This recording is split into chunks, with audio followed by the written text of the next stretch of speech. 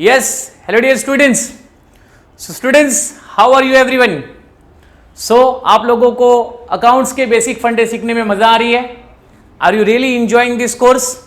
Yes, of course students, because this course day by day, video by video, it is adding some more values of accounts in your life. Okay? So students, let's go for the next concept now. तो जैसे कि अभी हमने बच्चों last video में एक सबसे important फंडा हमने बच्चों डिस्कस किया था। हर एक वीडियो में आप नए नए फंडे, आप नए नए कॉन्सेप्ट जो अकाउंट्स के फाउंडेशंस के लिए इंपॉर्टेंट है वो बच्चों आप सीखते जा रहे हो। ओके, तो पिछले वीडियो में जो एक इंपॉर्टेंट टर्म बच्चों हमने सीखा था वो था डेबिट एंड क्रेडिट। ओके, क्योंकि अकाउंट्स में इस डेबिट और क्रेडिट इस वर्ड का सबसे ज्यादा इंपॉर्टेंस है, क्योंकि जब भी बच्चों हम कोई अकाउंट्स बनाते हैं तो उस अकाउंट से हमारे बिजनेस को आने वाला बेनिफिट और हमारे बिजनेस से जाने वाले बेनिफिट को रिप्रेजेंट करने के लिए we are using this two important terms which are known as a aspect of account. One is a debit and another one is a credit. Okay, तो students let's move on now. अब हम आगे बढ़ते हैं and let's try to discuss some more new concepts which will again add more values to your accounts. Okay, let's move now. तो students अभी मैं आपको बताऊंगा कि exactly जो accounts की जर्नी है, जो accounts का स्टेशन हम कह सकते हैं, वो कहाँ से शुरू होता है और उस स्टेशन से शुरू होने के बाद हमें कौन कौन से स्टेशनों पे अपनी कॉन्सेप्ट को समझना जरूरी है और वो कौन सा फाइनल स्टेप है जहां पर आकर के ये पूरा बेसिक कॉन्सेप्ट बच्चों यहां पर फिनिश होता है। ओके, तो मैं आपके साथ एक चेन ऑफ अकाउंट डिस्कस करूंगा, जो चेन ऑफ अकाउंट्स आपको बच्चों इस पूरे कोर्स के अंदर सीखना है। ओके, तो सबसे इंपॉर्टेंट क्या होता है कि जब भी कोई ट्रांजैक्शंस बच्चों बिजनेस में होता है, always account start with the word transaction, because जब तक ट्रांजैक्शंस नहीं होंगे, जब तक लेन देन नहीं होगा, जब तक व्यवहार नहीं होगा, तब तक हम किसी प्रकार की कोई एंट्री अपने बुक्स ऑफ अकाउंट्स में रिकॉर्ड ही नहीं कर सकते।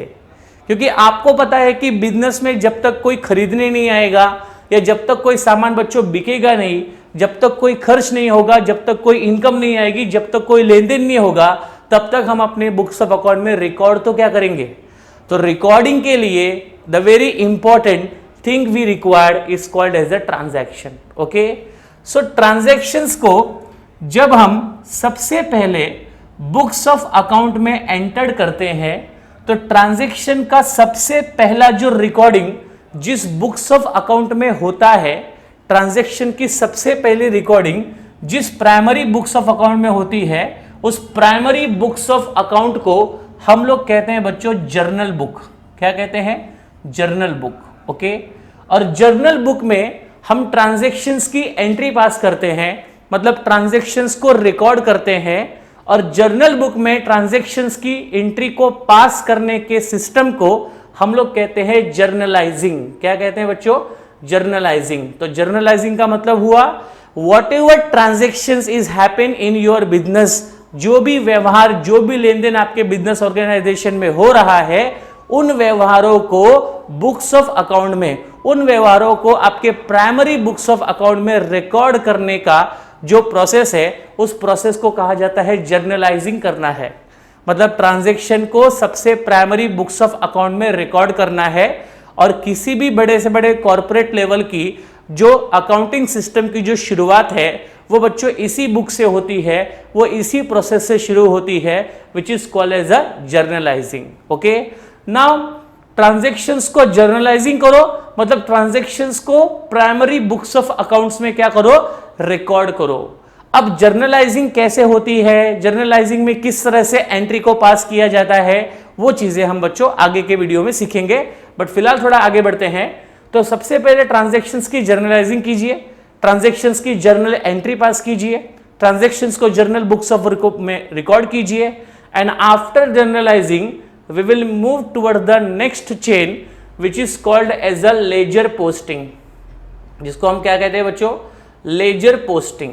Okay, so as soon as you pass the journal entry, as soon as you record the transaction in the books of account, after that we go for the separate set of books of account which is called as a ledger posting. I will tell you in detail what is this process exactly and what we need to do. Okay, so journalizing के बाद में transactions की posting करते हैं एक separate set of books में, जिस separate set of books का नाम होता है बच्चों ledger book. Okay, तो ये आपका journal book है और journal की एंट्रियों को हम लोग यहाँ पर पोस्टिंग करते हैं, मतलब ट्रांसफर करते हैं एक अलग बुक में, एक सेकेंडरी अकाउंटिंग बुक में, जिसको कहते हैं बच्चों लेजर. ओके, सो ये हुआ लेजर पोस्टिंग. लेजर पोस्टिंग को करने के बाद जो भी अकाउंट का हमने यहाँ पर सेपरेट सेट ऑफ बुक बच्चों बनाया है, उस सेपरेट सेट ऑफ अकाउंट को क्लोज करने के बाद जो भी बैलेंस बच्चों अपने को मिलेगा, उस बैलेंस को हम एक लिस्ट में ट्रांसफर करते हैं. तो इस लेजर पोस्टिंग में कुछ अकाउंट के डेबिट बैलेंसेस होते हैं, तो कुछ अकाउंट के क्रेडिट बैलेंसेस होते हैं.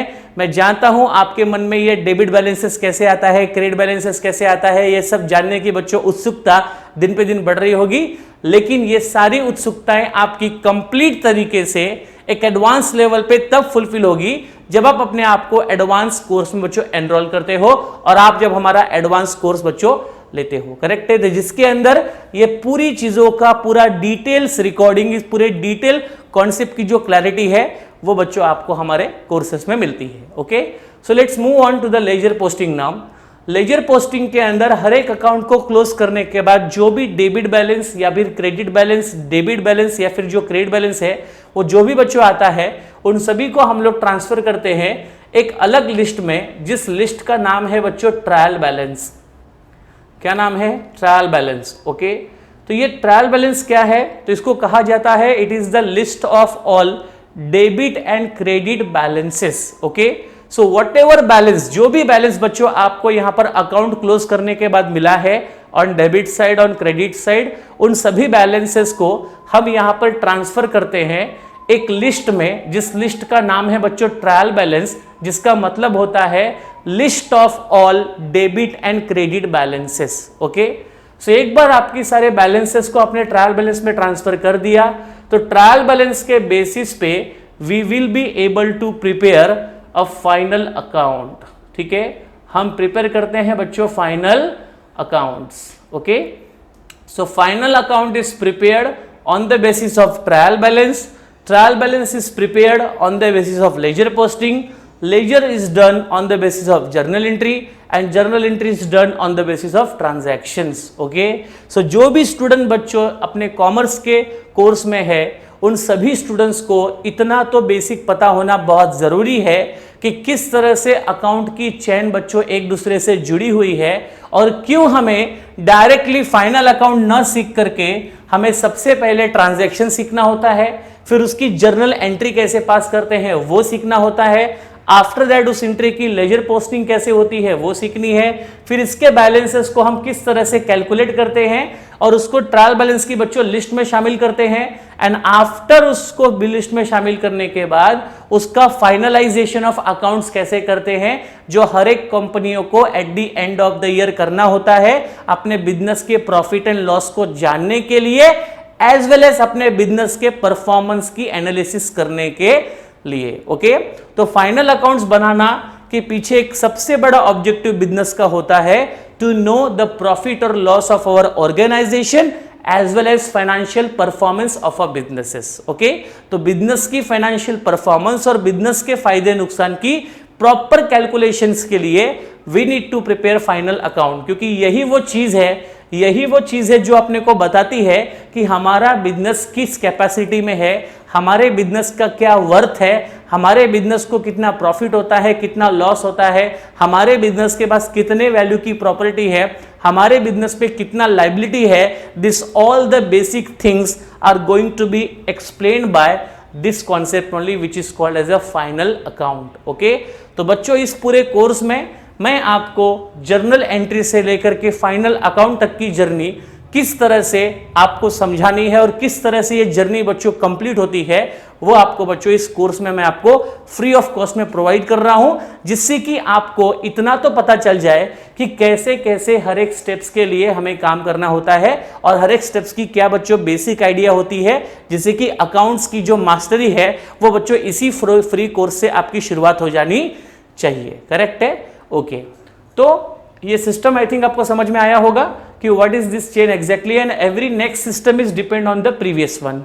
हर अगला स्टेप उसके प्रीवियस स्टेप पे डिपेंड है, हर अगला स्टेप उसके प्रीवियस स्टेप पे डिपेंड है। Agreed everyone? ओके, तो अभी हमारा सबसे पहला काम क्या सीखना है बच्चों? जर्नलाइजिंग सीखना है। What we need to learn now?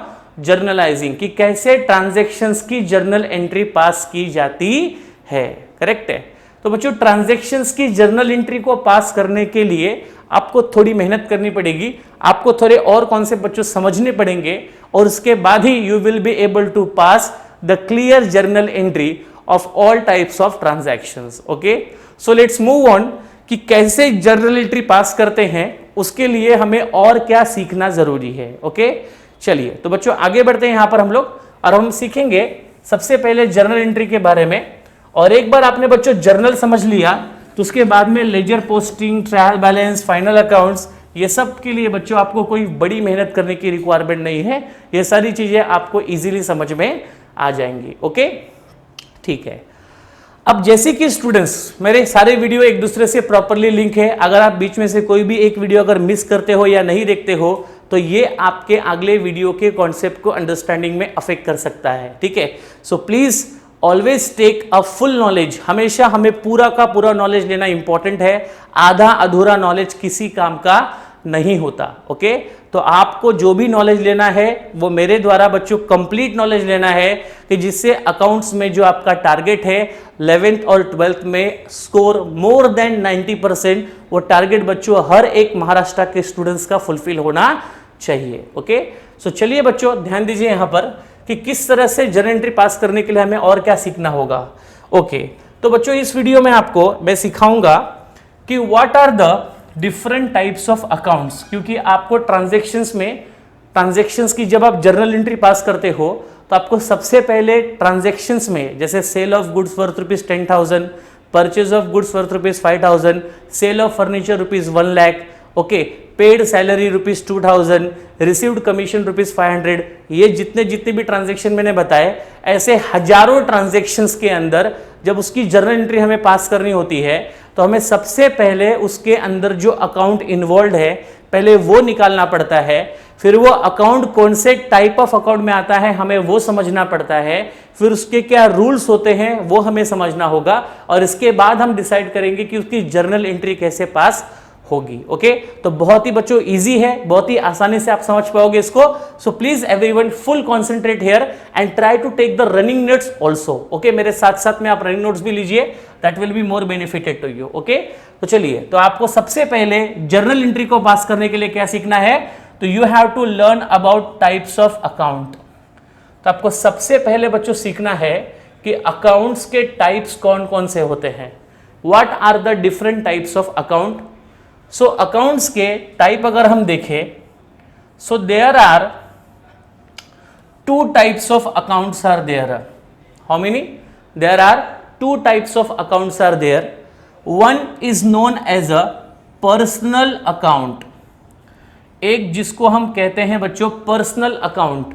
अभी आप देख सकते हैं कि यहां पर मैंने A/C लिखा है। Okay, A/C, A/C is the abbreviation, it is the short form of account word। इस अकाउंट वर्ड का ये बच्चों एक शॉर्ट फॉर्म है जो आपको ऑलवेज बीके में अकाउंट्स में यूज करना है। Okay, so A/C is nothing but accounts। Okay, so personal account and impersonal account, these are the 2 major type of account. आपके अकाउंट के बच्चों ये 2 मेन टाइप है, एक है पर्सनल अकाउंट और दूसरा है बच्चों इम्पर्सनल अकाउंट। ओके, जब हम बात करते हैं इम्पर्सनल अकाउंट की, तो इम्पर्सनल अकाउंट में बच्चों और 2 टाइप के अकाउंट एग्जिस्ट होते हैं, जिसमें एक है आपका रियल अकाउंट और दूसरा है बच्चों आपका नॉमिनल अकाउंट। ओके, बहुत बार कैसा होता है कि काफी सारे टीचर्स या कुछ प्रोफेसर्स जो है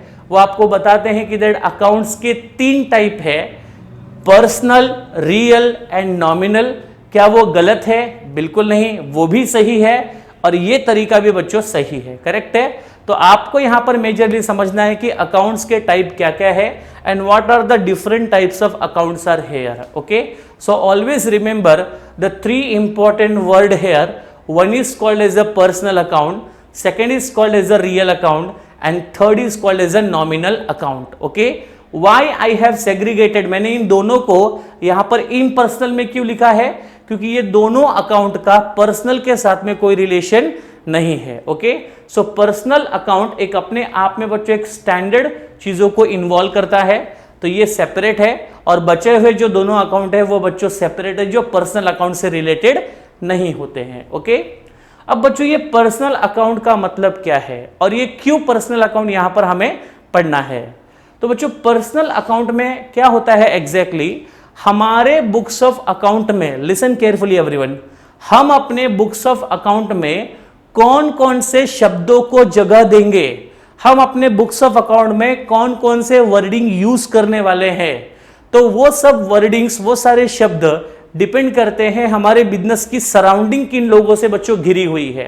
करेक्ट है. अगर आपका कोई व्यापार है और उस व्यापार के आसपास में जिन जिन लोगों के साथ में आपके बिजनेस का बच्चों डायरेक्ट या इनडायरेक्ट रिलेशन है, शायद उन्हीं लोगों के नाम आप अपने बुक्स ऑफ अकाउंट में बच्चों रिकॉर्ड करोगे.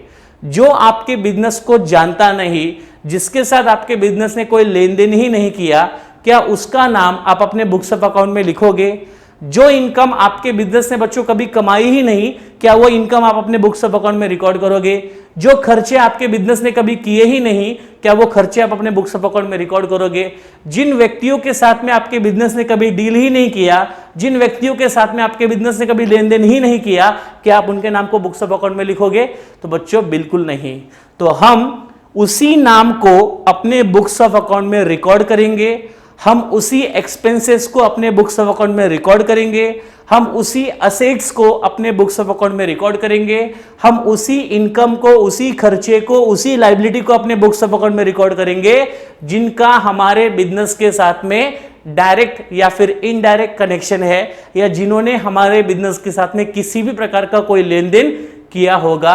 हम सिर्फ उन्हीं वर्ड्स को, उन्हीं लोगों के नाम को अपने बिजनेस के बुक्स ऑफ अकाउंट में रिकॉर्ड करेंगे. ओके, अब हमारे बच्चों बिजनेस के साथ में डायरेक्टली और इनडायरेक्टली बहुत सारे डिफरेंट प्रकार की चीजें या डिफरेंट प्रकार के लोग कनेक्टेड होते हैं. तो उन सभी को हमें बुक्स ऑफ अकाउंट में लिखते समय कुछ प्रॉपर रूल्स को बच्चों फॉलो करना होता है, और वो रूल्स हमारे डिपेंड करते हैं उसके टाइप ऑफ अकाउंट पे. ओके, तो आइए बच्चों देखते हैं कि पर्सनल अकाउंट का मतलब क्या होता है. तो पर्सनल अकाउंट का मतलब यह हुआ कि यहां पर आप देख सकते हैं one word is there and that word is called as a person. क्या है? Person. Okay, so personal account क्या कहता है कि all the person who are directly और indirectly connected with our businesses, जिसके साथ हमारे बिजनेस ने किसी प्रकार का लेन देन किया, जिसके साथ हमारे बिजनेस ने किसी प्रकार की डीलिंग की है, ऐसे पर्सन के नाम को हम लोग पर्सनल अकाउंट के हेडिंग में डालेंगे. ओके, तो पर्सन जो है यहां पर लॉ की नजरों में, अकाउंट्स की नजरों में, there are 3 types of persons are there. There are 3 types of person are there who are associated with our businesses directly और इनडायरेक्टली. ओके, नाउ अब वो कौन से 3 टाइप के पर्सन बच्चों इस पर्सनल अकाउंट के अंदर इंक्लूड होंगे? तो उनमें सबसे पहले आता है बच्चों नेचुरल पर्सन. अब ये नेचुरल पर्सन कौन होता है? लाइक यू एंड मी, हमारे और आपके जैसे लोगों को यहां पर हम क्या वर्ड यूज करते हैं बच्चों? Natural person. तो आपके बिजनेस में अगर किसी रमेश, किसी सुरेश, किसी महेश, किसी राम, किसी श्याम, किसी अली, ये सब प्रकार के लोग अगर आपके बिजनेस के साथ में अगर किसी प्रकार का कोई रिलेशन रखते हैं, तो आप उन सभी के नामों को अपने बुक्स ऑफ अकाउंट में रिकॉर्ड करोगे, क्योंकि वो सब आपके नेचुरल पर्सन है. Okay, so they are the person. कौन सी कैटेगरी वाले पर्सन है? नेचुरल पर्सन है. जैसे आप और हम एक नेचुरल पर्सन है, आपके पड़ोसी, आपके घर वाले एक नेचुरल पर्सन है, उसी तरह से बच्चों जो भी हमारे बिजनेस से जुड़े हुए लोग हैं, पर्सन है, व्यक्ति है, उन सभी के नामों को हम पर्सनल अकाउंट के अंतर्गत कंसीडर करेंगे. तो नेचुरल पर्सन के एग्जांपल्स आपको बच्चों पता चल गए होंगे. ओके, दूसरा होता है बच्चों आर्टिफिशियल पर्सन. अब ये आर्टिफिशियल पर्सन का मतलब होता है ऐसे person who are created by law, जिन लोगों को लॉ ने क्रिएट किया। फॉर एग्जाम्पल हमारे आसपास जितने भी बच्चों बिजनेस ऑर्गेनाइजेशंस आपको दिखते हैं, आपके आसपास में समझो कोई ग्लोसरी शॉप है, कोई वेजिटेबल शॉप्स है, कोई बैंक है, कोई स्कूल है, कोई कॉलेज है, कोई क्लब हाउस है, तो आसपास की जितने भी चीजें हैं उन सभी का बच्चों एक पर्टिकुलर नाम होता है। करेक्ट है। जैसे एक ह्यूमन बींग का, जैसे आपका, मेरा, हमारे आसपास के लोगों का कोई ना कोई नाम होता है, वैसे ही दुकानों का भी नाम होता है, वैसे ही संस्थाओं का भी नाम होता है, स्कूल का भी नाम होता है, कॉलेज का भी नाम होता है। तो ये जितने भी नाम वाले जो लोग हैं जिनको लॉ ने क्रिएट किया, जो किसी न किसी एक्ट के अंतर्गत क्रिएट हुए हैं या जिनको नेचुरल पर्सन ने क्रिएट किया है, उनको कहा जाता है बच्चों आर्टिफिशियल पर्सन। तो जिसको बच्चों भगवान ने क्रिएट किया, जो नेचर की देन है, हम और आप किसकी देन है? नेचर की देन है, तो हम सब नेचुरल पर्सन में आते हैं।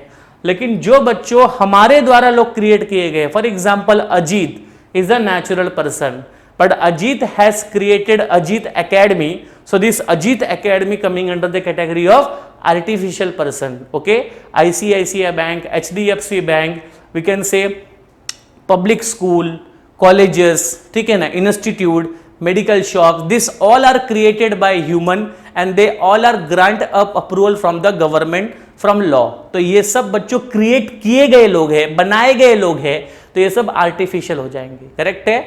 नेक्स्ट है बच्चों आपका जिसको कहते हैं रिप्रेजेंटेटिव पर्सन।